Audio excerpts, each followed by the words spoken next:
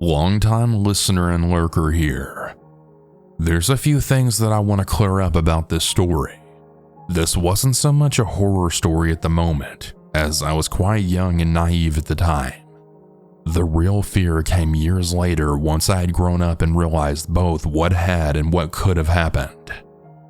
Honestly, for me, the story doesn't so much hold as fear as much as it does anger, betrayal, and true disappointment.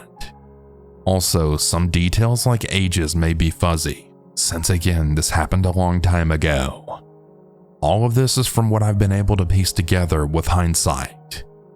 With that being said, I'll go ahead and get into it. So I was about 10 to 12 years old, and my younger brother was about 6 to 8. I used to play tennis at my town civic center, an activity that I now detest beyond belief, but that's a whole nother story altogether. So my tennis coach, who I'll call in, and my mother Jay caught wind of the fact there had been a registered sex offender driving near the courts. I never found out this guy's name, nor have I bothered to ask about it. So anyway, N and J found out about this guy and his apparent record. You'd think they'd call the police, right? Wrong. They must have figured out that they couldn't do that without getting proof of his activities first. So what did they do? Well, they began following his car discreetly, eventually coming to the parking lot of a Kmart back when that was still a thing. So they parked out of his sight and then began putting their plan into action. What plan, you may ask? Well, I hope you're all ready to be angry. N and J told my brother and I to walk inside the Kmart alone and then go to the toy section. They would then film us and they would try to catch the creep on camera before scaring him off or calling the police or something. Then Jay promised she would pick us up. Let me just reiterate that. These two people, a mother and a tennis coach and family friend, had asked a tween and a little boy to walk in view of a child molester in the hopes of getting him to follow us, all so they could catch him red-handed. I never found out if he even got out of the car. All I remember is that she picked us up as promised. Years later, this memory resurfaced, and it hit me. Holy crap, my brother and I were used as literal jailbait. I tried to confront my mother about it years later, but she didn't even let me ask her about it at all, becoming defensive, saying it was N's idea, etc. Imagine that, being defensive over using your own kids as bait. I've been thinking about broaching this topic again, more confidently this time, either with her, N, or both. I need to get some kind of closure about this matter. It's really had an impact on my feelings about my own mother and coach. I don't know if I can ever forgive either of them. I know what some of you might be saying. It happened a long time ago and you didn't even get hurt. How's this even a horror story? It's a horror story because two people, one of whom brought my brother and I into this world, used two children that they claimed to love as bait for the worst kinds of people. And then they just sailed through life for years as if nothing had ever happened. Like I said, I don't know if I can forgive them for this, but even if I did, it would be for my sake, not theirs. The reason I'm sharing this is because I'm tired of carrying it by myself. I've told it to a few other people, all of whom have expressed outrage, and rightly so. Anyways, that's my story. Thank you all for listening, and thank you to Southern Cannibal for giving me the option to share it. There really isn't much of a moral to this, except that maybe you need to look back on your childhood and ask yourself, how well do I really know my loved ones?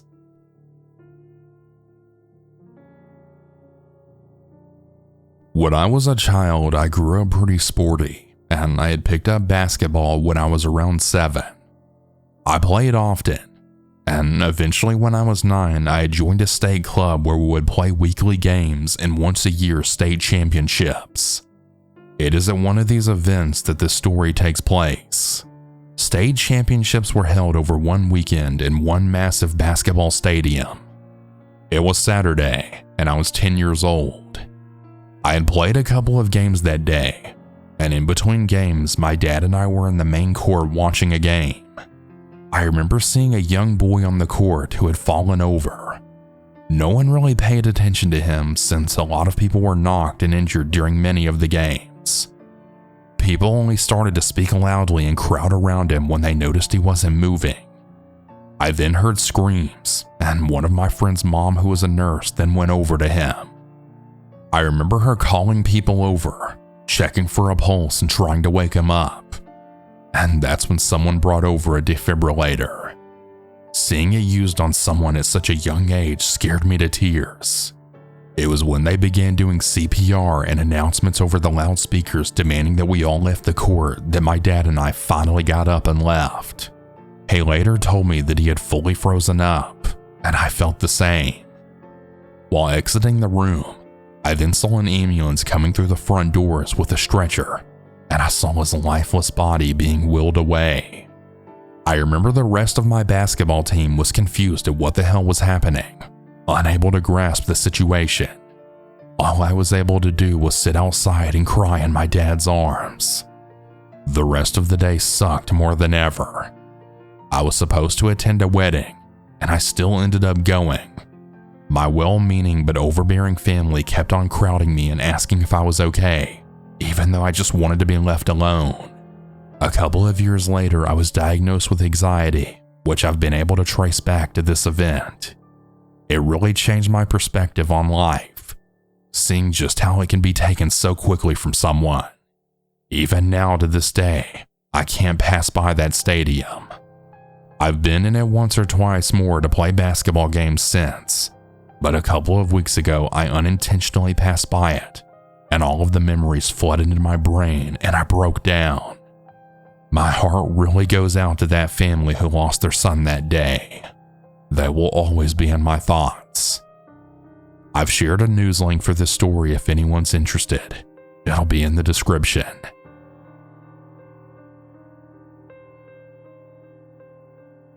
When I was about 5 years old, my mom had a boyfriend who ended up being my little brother's dad. So I guess he was my stepdad, but the real dad to my half-brother. We'll call him Daniel. I loved and I will always love my little brother, but his dad caused a whole lot of trauma for all of us. I was about 8 years old at the time. My little brother was 3, and we had shared a bedroom right next to my mom and Daniel's room. My little brother was fast asleep as we were watching Pete's Dragon. I was just about to close my eyes and drift off until I had heard rumbling through the wall. I jolted up, my eyes wide, and I was just frozen still. I was trying to be as quiet as I could to hear what was going on. I soon hear my mom quietly but sternly then tell Daniel, "Stop, you're hurting me." My heart dropped. I didn't know what to do. I was scared and I couldn't move. My ears felt red as I heard my own heartbeat pounding loud. That's when I then heard my mother then screaming, "Stop! I can't breathe!" I then heard a thud, which I'm assuming Daniel was pushed off of her. I heard tumbling, so I quickly laid back down, but I don't stop looking away at the doorway. I then watched my mom swing open their bedroom door and then run out of the bedroom crying. I presumed that she ran to our downstairs bathroom, which had a lock on it. Not even 2 seconds later, Daniel's chasing after her. He bangs on the bathroom door and then yells, "Open the damn door!" My mom replies, "No! Why did I wake up to you choking me?" I'm now trembling in my bed. The floorboards are paper thin, which was no help shielding me away from my trauma. Afterwards, Daniel's trying to bang on the door and it sounds like he's trying to break it down, but to no avail. I then see him walk back into the bedroom. My mom, after a while, comes into our room and then closes the door ever so quietly and then sleeps with my little brother on the top bunk. This was the first time of many assaults on what Daniel did to my mom. There have been many times where he's cheated on her, thrown her plate off the table after she cooked us all dinner, would steal her keys to make sure she couldn't leave for work or school. And on this next one, this isn't the second assault he's done, but it's just the second earliest one that I can remember so vividly. I was about 9 or 10 at the time, and my little brother had an issue wetting the bed, so he had a cutoff point to be able to drink water. My mom and Daniel had been fighting and arguing all day. However, my brother was sick and he was drawing a fever. I was helping my mom put away the dishes after dinner, and my little brother walks in asking for a glass of water. My mother turns to him and said, "Now you're not going to wet the bed if I give this to you, right? You gotta make sure you go to the potty." And he shakes his head no, and then he'll make sure to go to the bathroom before bed. I hand her a clean glass from the dishwasher, and she gives it to him. Soon after, we heard loud stomps coming from the living room. My mom quickly takes the glass away from him and then hides it behind her back. It felt like slow motion as I saw the fear in my mom's eyes. Daniel then gets into my mom's face and takes the glass from behind my mom, splashing the water in her face and then hitting her with the cup in his hand. I couldn't help myself but then scream, "Mom!" as she then stumbled back. Daniel then smashes the glass on the ground, all while dragging my little brother by the shoulder as he's crying to his room. I make sure that my mom's okay, and we both hear Daniel yelling at my brother, "You know you're not supposed to have water this late. What were you thinking?" My mom and I then rush in there as she tries to tell him that it was her fault and that he's just not feeling well.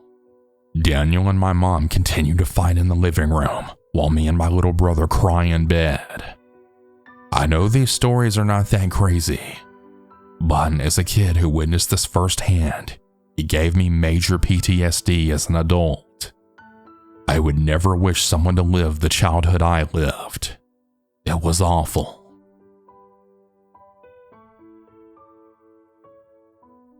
Just for background information, I was about 10 or 11 during the occurrence of this issue. I was in middle school, and the story has stuck with me ever since. My parents used to usually drop me off at school at an appropriate time, but after some time, I had started walking to and from school by myself. My parents objected to this, but I was a stubborn child, and I didn't ever listen to their objections, and I just continued to walk to school. Sometimes even at 6 a.m. in the mornings when my school had started at 8 a.m. And to be fair, it was a bit of a long walk. This went on for a few months without any problems at all, although I sometimes felt as if I was being watched. Since the walk to my school was a busy road even at 6 a.m., I always just sped up near the darker path under the tunnel, and then I walked at a normal rate out of the tunnel. Needless to say, I'm confident I was being watched and stalked for many months by someone after what happened. I don't remember the date, but I woke up and I did my usual routine and then went out the door at around 6 or 5 a.m. while my parents were still asleep.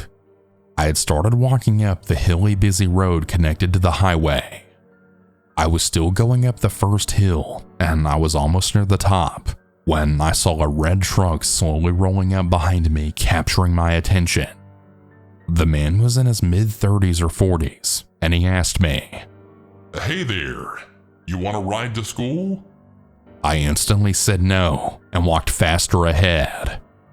Well, he had then caught up to me and then asked, "Oh, come on. Are you sure you don't need a ride?" I didn't say no. I just ran to a random house and then yelled, "Mom! Hey Mom, I'm here!" After I did and said that, the man sped off. After that, I continued walking to school, and I sat to talk with my friends about what had happened, and they just brushed it off, but I knew it was not a matter to be brushed off. At this point, I had checked to see if I had brought my school bag, and I had actually forgotten it at home. This is why I have a suspicion that I was being watched. I talked with the vice principal about this issue, and I had filed a report with the police, and then later on I had went to talk with a detective with my mother. For some reason, I still continued to walk to school, but at a more reasonable time, and I always made sure to walk back from school with my friends. Whenever I was alone, I was much more aware of my surroundings. It's been about 4 years since, and I haven't heard anything else about this situation or the man, and hopefully it stays that way.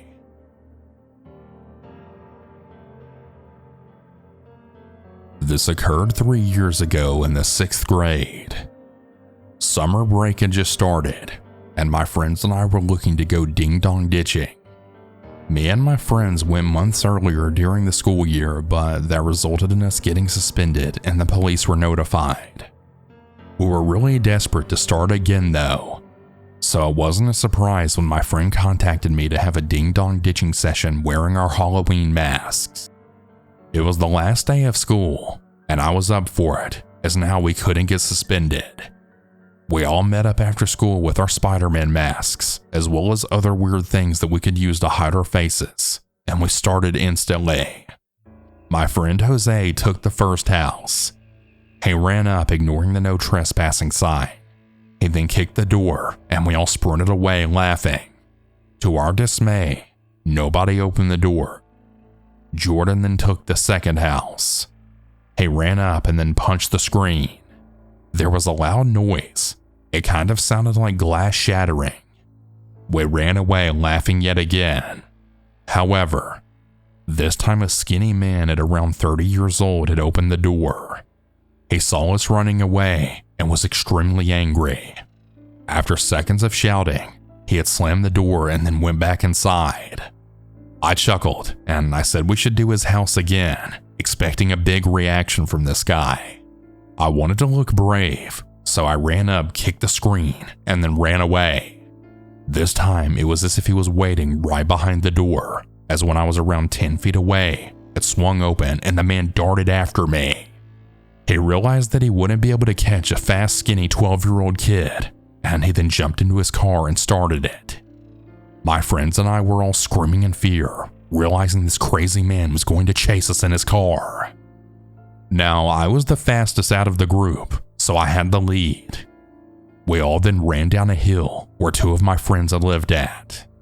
They ran into their houses, leaving the four of us to keep sprinting, being chased by this lunatic man in a car. I just kept running, even when my lungs felt like they were about to burst. I then turned a corner and jumped a fence into a random man's backyard. The rest of my friends also joined me.